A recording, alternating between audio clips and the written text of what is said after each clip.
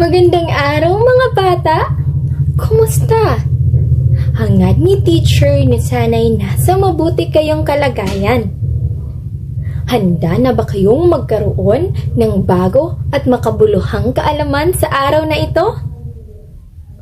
Mabuti kung ganon! Tara na't sama-sama tayong matuto!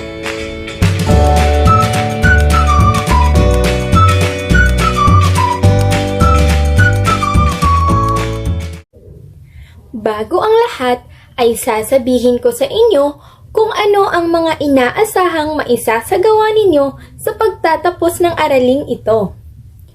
Una, mailalarawan ang nakakahawa at di nakakahawang sakit.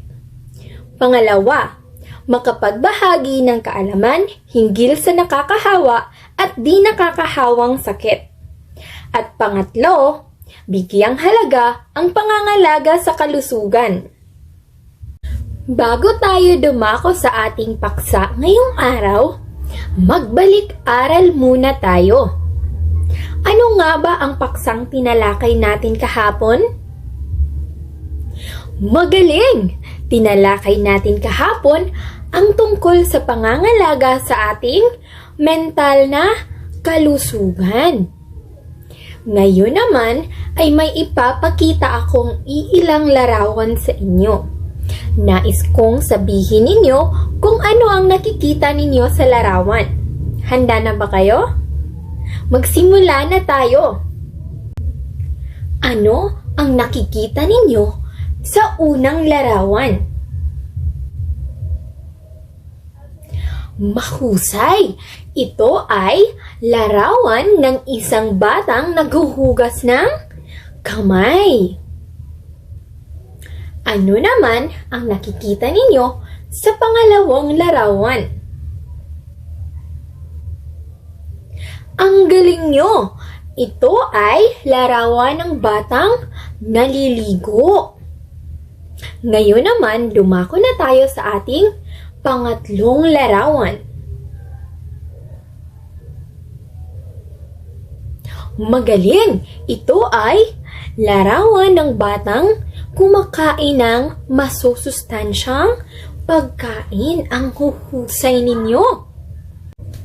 Sa inyong palagay, bakit kailangan nating maghugas ng ating kamay, kumain ng mga masusustansyang pagkain, at maligo araw-araw? Tama! Ito'y upang mapanatili nating malinis ang ating pangangatawan at maging malayo tayo sa sakit. Ang huhusay! Ngayon naman ay dumako na tayo sa ating pang-apat na larawan. Tama! Ito ay larawan ng batang may sakit. Kayo ba? Naranasan niyo na rin bang magkasakit?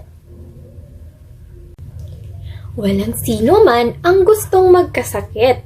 Dahil kapag tayo'y may sakit, hindi natin nagagawa yung mga kailangan at gusto nating gawin.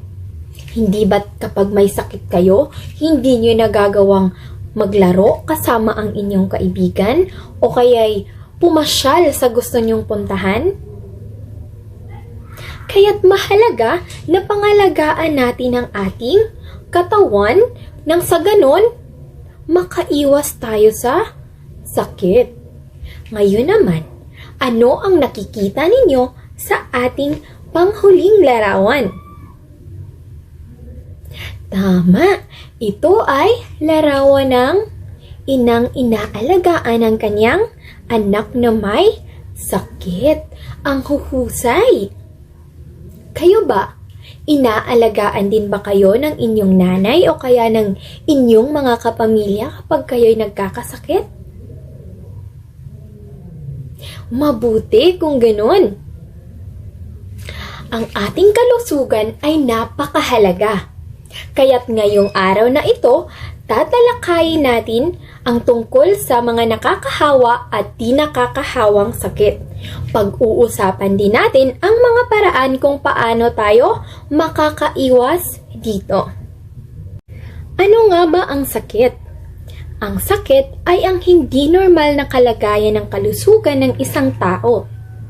Ito ay maaaring sanhi ng hindi maayos na kondisyon ng mga selula o cell sa bahagi ng ating katawan. Ito ay maaaring dumapo kahit kanino man. Ibig sabihin, walang pinipiling dapuan ng sakit. Bata ka man o matanda, mayaman ka man o mahirap, ikaw ay maaaring magkasakit. Ngunit, ito ay maiiwasan. Tandaan ninyo na ang taong may mahinang resistensya ay madaling magkasakit. Kaya't napakahalaga na pangalagaan natin ang ating katawan, palakasin natin ang ating resistensya upang may panlaban o may panangga tayo sa iba't ibang sakit. Ang sakit ay may dalawang uri. Ito ang nakakahawang sakit at ang di nakakahawang sakit.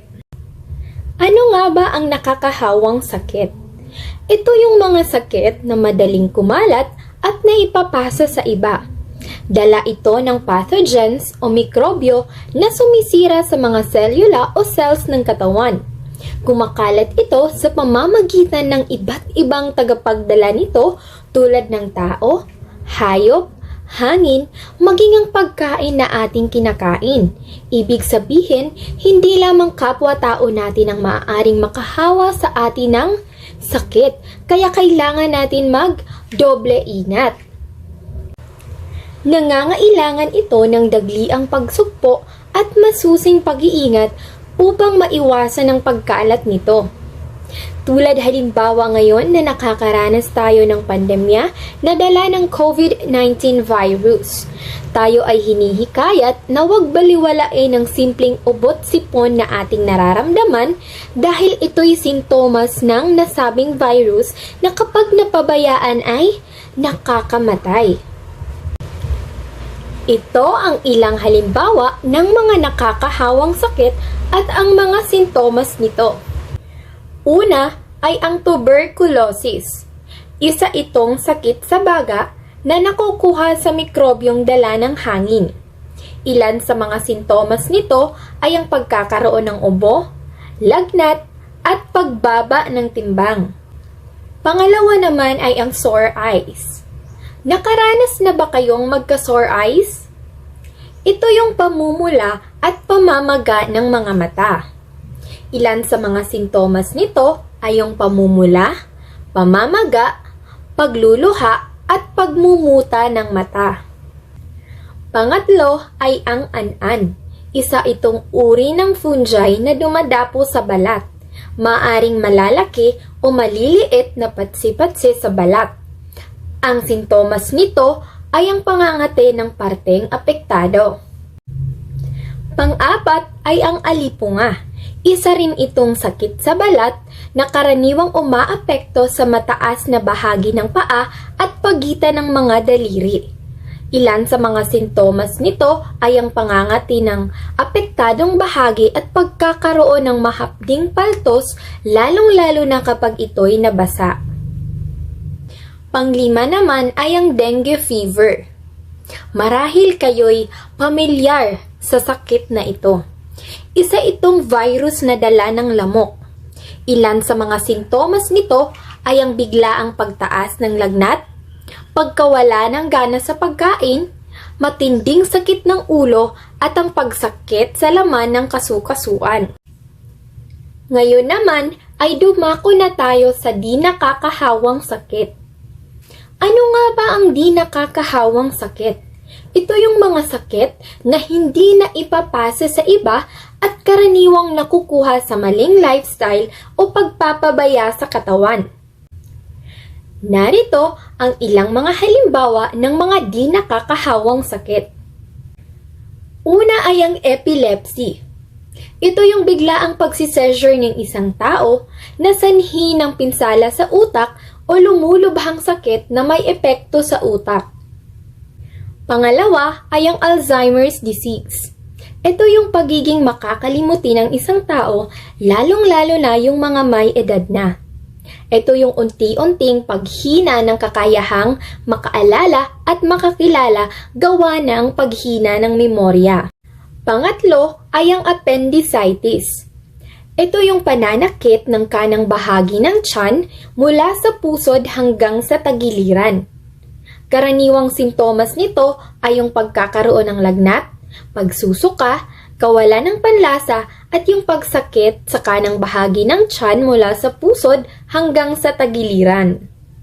Pang-apat ay ang ulcer. Ito ay nangyayari kapag nagsugat o nabutas ang lining ng sikmura. Ilan sa mga sintomas nito ay ang pagsakit ng tiyan, pagbawas ng timbang, pagkahilo, pagsusuka, at ang kawalan ng ganang kumain. At ang panglima ay ang stroke. May kakilala ba kayong nakaranas ng ma-stroke? Ito yung pagbabara ng daluyan ng dugo sa utak ng tao na nakakaapekto sa kanyang pagsasalita at pagkilos. Ano ang gagawin ninyo upang makaiwas sa mga nakakahawang sakit? Mahusay, panatilihing malinis ang ating katawan sa paanong paraan? Tumpak sa pamamagitan ng paghuhugas ng kamay? Ano pa? Pagliligo araw-araw mahusay? Ano pa? Pagkain ng masusustansyang pagkain? Ano pa? Pagtulog ng 8 oras o higit pa. Ngayong may COVID-19 pandemic, ano ang kailangan nating gawin upang maiwasang mahawa o makahawa tayo? Mahusay! Gumamit tayo ng face mask. Ano pa? Gumamit ng alcohol. Ano pa? Iwasan ang mga matataong lugar o kaya'y panatilihin ang 1 meter social distancing. Ano pa? Yun, palakasin natin ang ating resistensya. Ang huhusay ng inyong mga sagot. Ngayon naman ay magkakaroon tayo ng pangkatang gawain. Hahatiin ko kayo sa 3 pangkat. Para sa unang pangkat, magbigay ng 5 halimbawa ng nakakahawang sakit at mga sintomas nito. Para naman sa pangalawang pangkat, magbigay ng 5 halimbawa ng di nakakahawang sakit at mga sintomas nito. At para naman sa pangatlong pangkat, magbigay ng 5 paraan kung paano maiiwasan ang pagkakaroon ng nakakahawang sakit. Kailangan ninyong pumili ng isang representative mula sa inyong grupo upang mag-ulat ng inyong gawa. Bibigyan ko lamang kayo ng 10 minuto para sa gawain ito. Maaari na kayong magsimula. Magaling mga bata! Batid kong kayo talagay nakikinig at naiintindihan ninyo ang ating leksyon. Kahanga-hanga! Paano ninyo maiuugnay ang nakakahawang sakit sa kasalukuyang pandemyang nararanasan natin ngayon? Mahusay! Gaya ng nabanggit ko na kanina, ang nakakahawang sakit ay naipapasa at madaling kumalat tulad ng COVID-19 virus na patuloy nating kinakaharap ngayon. Kaya ito'y hindi dapat na baliwalain sapagkat nakita naman natin na ito'y sobrang mapanganib. Sa katunayan, ito ang dahilan kung bakit wala tayong face-to-face classes. Tandaan ninyo, mahalaga ang edukasyon, ngunit higit na mahalaga ang ating kalusugan. Kaya't sumunod tayo sa mga protocols na pinapatupad ng gobyerno at pangalagaan natin ang ating kalusugan nang sa ganon mapagtagumpayan natin ang hamong ito. Ano ang gagawin ninyo upang makaiwas sa mga nakakahawang sakit? Mahusay, panatilihing malinis ang ating katawan sa paanong paraan?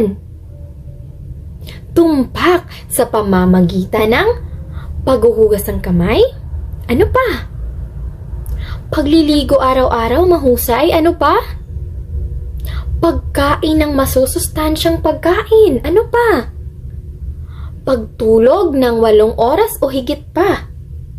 Ngayong may COVID-19 pandemic, ano ang kailangan nating gawin upang maiwasang mahawa o makahawa tayo?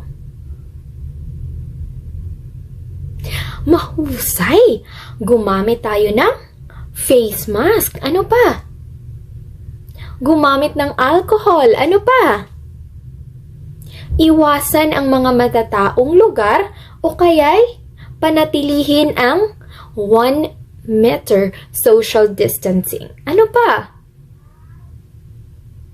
Yun, palakasin natin ang ating resistensya.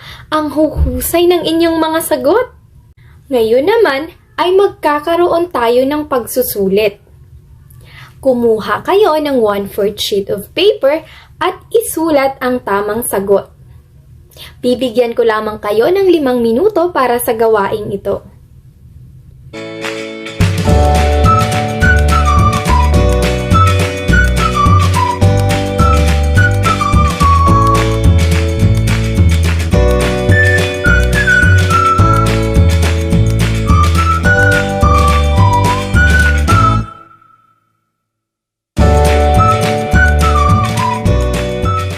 Alright, time is up. Ito na ang tamang sagot sa mga katanungan. Ilang puntos ang inyong nakuha, mga bata? Mahusay, ang gagaling ninyo. Ipagpatuloy nyo yan. At para sa inyong takdang aralin, gumawa kayo ng isang sanaysay tungkol sa natutunan ninyo sa ating paksang tinalakay ngayon. At dito na nagtatapos ang ating paksang